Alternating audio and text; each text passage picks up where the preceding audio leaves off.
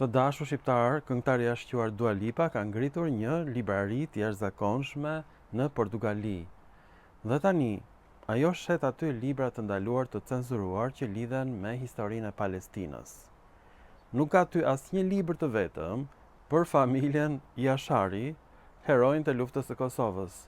Nuk ka aty asnjë libër të vetëm për Ibrahim Rugovën, për Recep Qosen, Ismail Kadaren.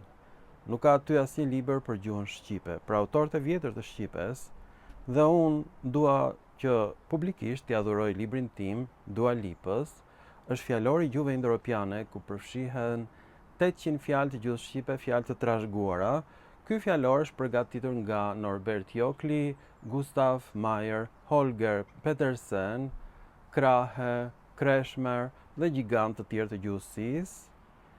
Është përgatitur që në vitet 1860 dhe vazhdon deri në ditët tona, përmirësohet ky fjalor, dhe unë ja jap falas Dua Lipës ta botoj, të marrë përfitimet e saj. Mirë po Dua Lipa nuk është e interesuar as për kulturën shqiptare, as për letërsinë shqipe, por për librat e ndaluar për Palestinën. Pse? Sepse ajo financohet nga sheikët e Arabisë Saudite, për fat keq. Kjo është patriotja Dua Lipa, e cila ishte mike e ngushtë e të korruptuarit Erion Veliaj, i cili blinte respektin e shkrimtarëve, artistëve kudo në botë dhe të ambasadorëve gjithashtu. Dhuratat e tij mund t'i shikoni për Kimeten, ish ambasadorën amerikane në Shqipëri. Do t'i gjeni këto dhurata në faqen e tij në Facebook. Ka mbi 800 dhurata që i ka bërë ai vetëm Kimetes.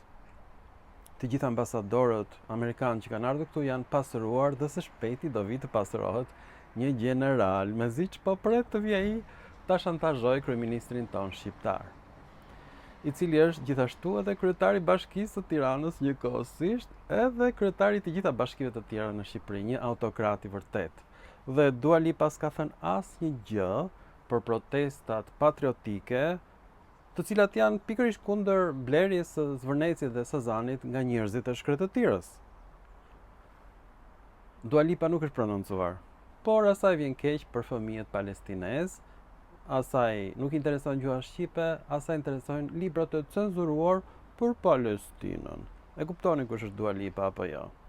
Këto janë simbolet e shqiptarëve që dalin gjysmë lakuriq në televizion dhe interesohen për fëmijët e Palestinës dhe jo për fëmijët e Kosovës. I uroj shtëpisë botuese Dua Lipa të njëjtin sukses si shtëpisë botuese Dodona në Shqipëri, që i gënjes shqiptarët i thotë që janë pellazg. Ndërkohë që të gjitha emrat e qyteteve ilire rezultojnë të jenë grek. Pra, le të vazhdoj shtëpia Dua Lipës të njëjtin sukses si shtëpia botuese Dodona. Mirupafshim në filma të tjerë. Shkencor.